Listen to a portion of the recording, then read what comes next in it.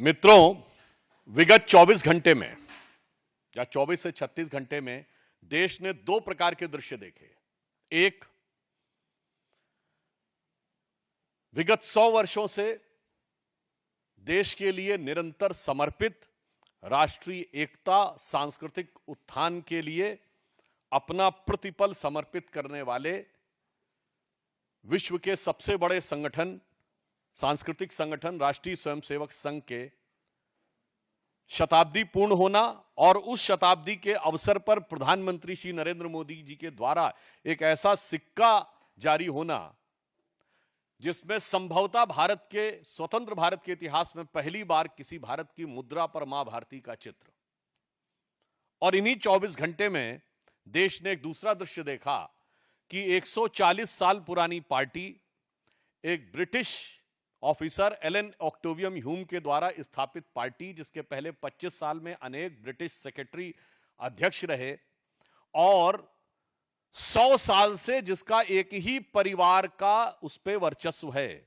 आप सब लोगों को यदि ना ध्यान हो तो मोतीलाल नेहरू 1919 में कांग्रेस के अध्यक्ष बने थे और 1928 के बाद 29 में उन्होंने अध्यक्षी सीधे मोतीलाल नेहरू ने जवाहरलाल नेहरू को ट्रांसफर की थी। यानी 100 साल से एक ही परिवार के आधिपत्य के बाद भी उस संगठन के पतन और सत्ता छूटने की बदहवासी में उनके खानदान के बरखुरदार के द्वारा, जो कि आज भारत विरोधी शक्तियों के फर्माबरदार बनते हुए प्रतीत हो रहे हैं, अपनी उसी आदत के अनुरूप विदेश की धरती से एक और ऐसा बयान दिया है जिसमें कुछ भी आश्चर्यजनक नहीं है। अगर आपको ध्यान हो तो मात्र कुछ दिन पहले मैंने ही आपको एक बाइट देते समय एक आवश्यक सूचना दी थी कि राहुल गांधी जी पुनः विदेश जा चुके हैं और फिर आप तैयार रहिएगा, कोई ना कोई भारत विरोधी बयान अवश्य आपको सुनने को मिलेगा।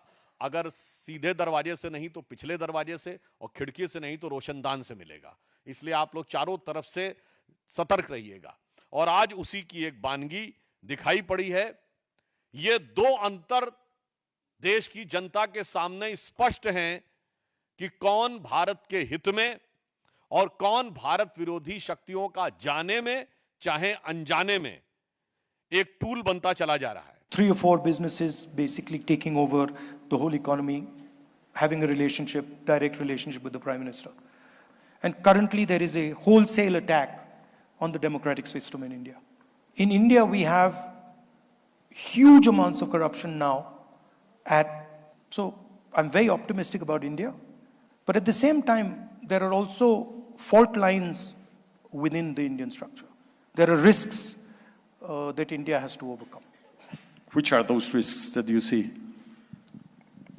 The single biggest risk is the attack on democracy that is taking place in India.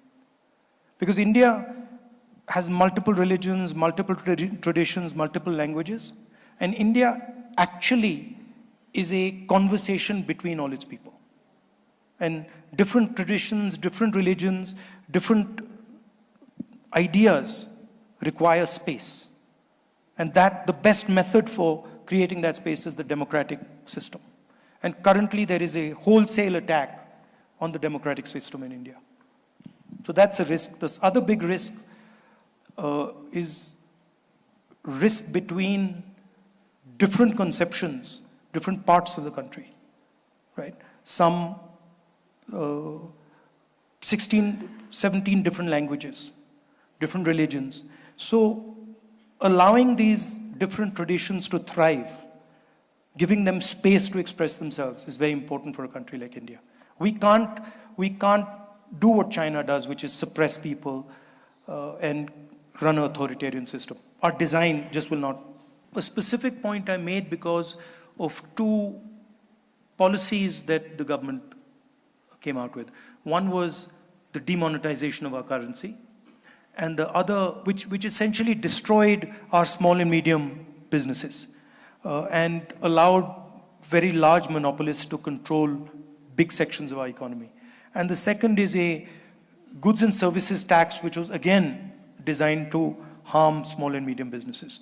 So we believe that infusing technology into agriculture, into small and medium businesses, And supporting small and medium businesses is the way forward for entrepreneurship.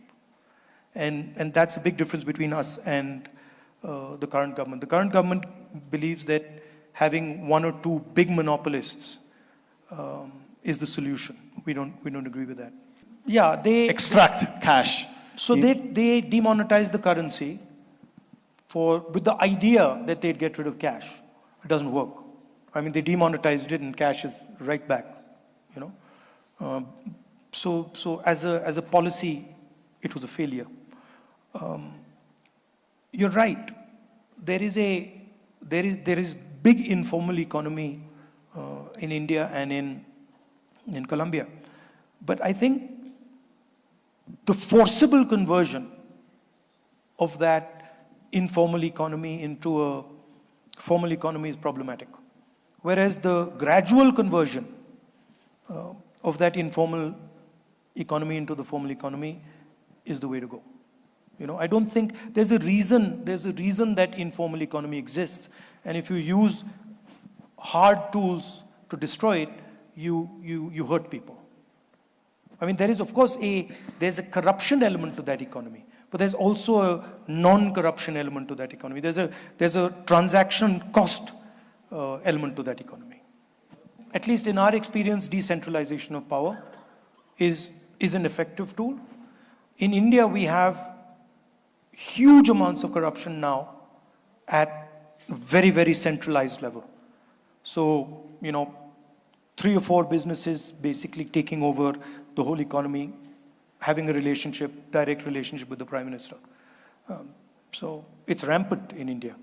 But I feel that decentralizing power, making things more transparent, bringing people into conversations, bringing people into processes is the best way forward.